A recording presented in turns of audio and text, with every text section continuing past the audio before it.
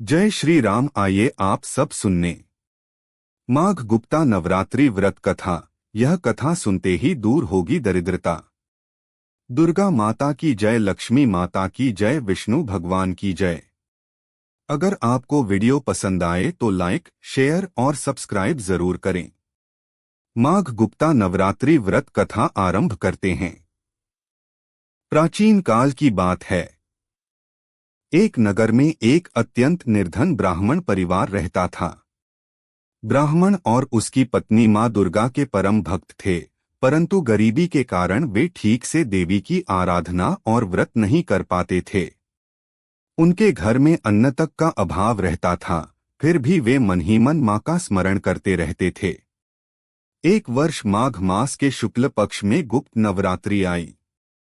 ब्राह्मणी ने अपने पति से कहा, स्वामी, यह गुप्त नवरात्रि बहुत फलदायी मानी जाती है। यदि हम श्रद्धा और नियम से मां दुर्गा का व्रत करें तो हमारी दरिद्रता अवश्य दूर होगी।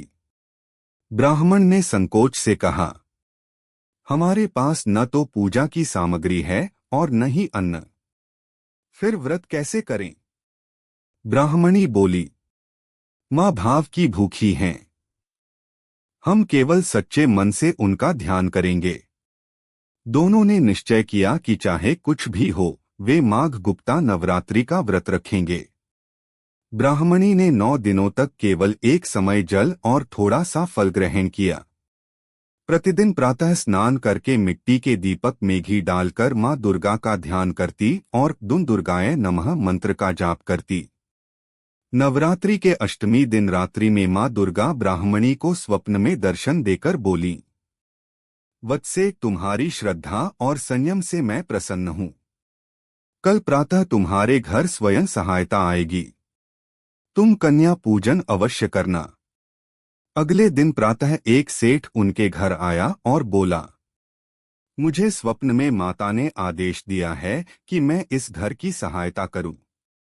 सेठ ने ब्राह्मण को अन्न, वस्त्र, धन और पूजा सामग्री दी। ब्राह्मणी ने विधि विधान से कन्याओं का पूजन किया और उन्हें भोजन कराया। मां दुर्गा की कृपा से धीरे धीरे उस परिवार की गरीबी दूर हो गई। घर में सुख समृद्धि आई और वे आजीवन मां दुर्गा की भक्ति में लीन रहे। कथा का सार। माघ गुप्ता नवरात्रि का व्रत गुप्त रूप से, सच्चे मन और श्रद्धा से किया जाता है। इस व्रत से मां दुर्गा प्रसन्न होकर भक्तों के कष्ट दूर करती हैं, दरिद्रता नष्ट होती है और मनोकामनाएं पूर्ण होती हैं। जय माता दी।